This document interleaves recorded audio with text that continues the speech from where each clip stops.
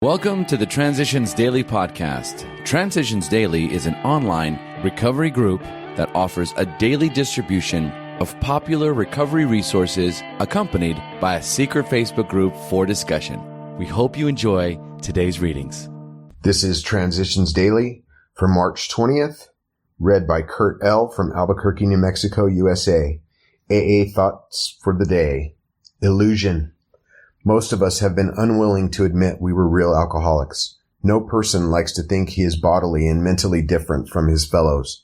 Therefore, it is not surprising that our drinking careers have been characterized by countless vain attempts to prove we could drink like other people.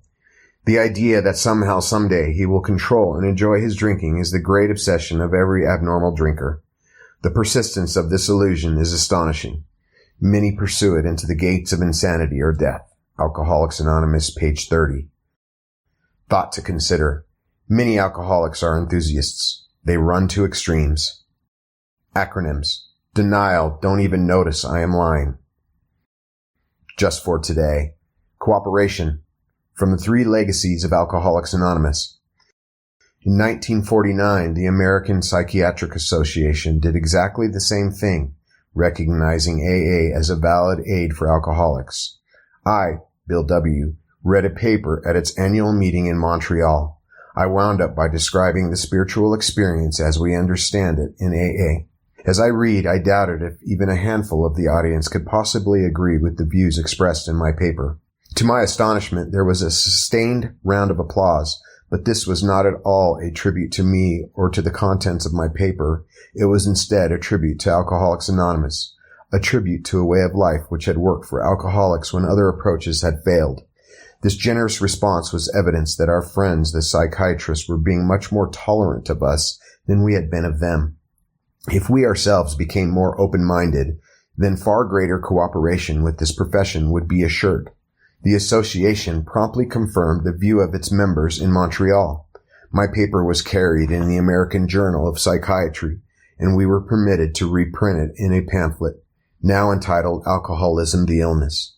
Our standing with the psychiatric profession has increased greatly since that time. Later retitled Three Talks to Medical Societies by Bill W. This pamphlet also includes Bill's paper before the Medical Society of the State of New York. Alcoholics Anonymous Comes of Age, page 205. Daily Reflections. Love and Tolerance. Love and tolerance of others is our code. Alcoholics Anonymous, page 84. I have found that I have to forgive others in all situations to maintain any real spiritual progress. The vital importance of forgiving may not be obvious to me at first sight, but my studies tell me that every great spiritual teacher has insisted strongly upon it. I must forgive injuries not just in words or as matters of form, but in my heart. I do this not for the other person's sake, but for my own sake. Resentment, anger, or a desire to see someone punished are things that rot my soul. Such things fasten my troubles to me with chains. They tie me to other problems that have nothing to do with my original problem. As Bill sees it, whose responsibility? An AA group, as such, cannot take on all the personal problems of its members, let alone those of non-alcoholics in the world around us. The AA group is not, for example, a mediator of domestic problems, nor does it furnish personal financial aid to anyone. Though a member may sometimes be helped in such matters by his friends in AA, the primary responsibility for the solutions of all his problems of living and growing rests squarely upon the individual himself. Should an AA group attempt this sort of help, its effectiveness and energies would be hopelessly dissipated. This is why sobriety, freedom from alcohol, through the teaching and practice of AA's 12 steps, is the sole purpose of the group. If we don't stick to this cardinal principle, we shall almost certainly collapse. And if we collapse, we cannot help anyone. Letter 1966. Big Book quote. Reminding ourselves that we have decided to go to any lengths to find a spiritual experience, we ask that we may be given strength and direction to do the right thing, no matter what the personal consequences may be. Alcoholics Anonymous Into Action, page 79. 24 hours a day. AA Thought for the Day.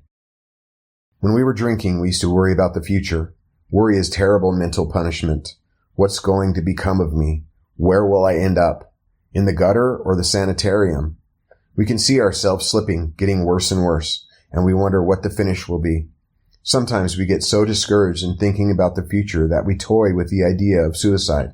In AA, have I stopped worrying about the future? Meditation for the day.